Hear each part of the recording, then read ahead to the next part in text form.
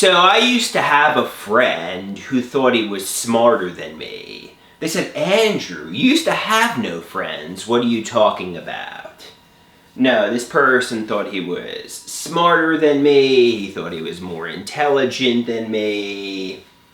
And everything I said he wanted to be contrary with.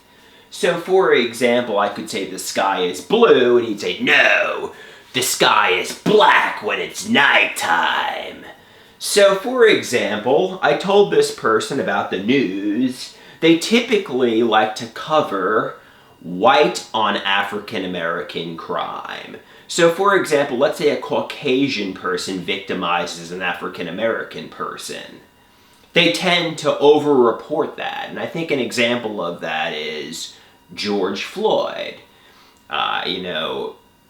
Most of the crime that's happening isn't Caucasian on African American, and they over-report that, because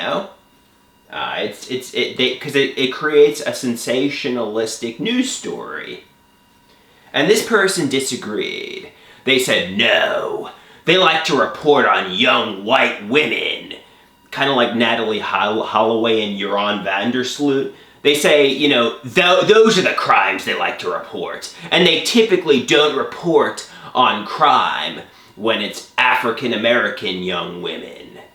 And I say, maybe if the crime was an African American man victimizing an African American young woman, they wouldn't report it. But if the crime was a Caucasian man victimizing the young African American woman, I'm sure they would report it, and there'd be protests, and there'd be riots, and it would be, a real nightmare. But this person's like, no, it's the young white girl syndrome, and, the news, and society is right. And I'm like, okay. Sometimes you gotta learn to just emotionally withdraw, not try to argue your point of view. They're committed to disagreeing with you and misunderstanding you, and that's just what you have to accept.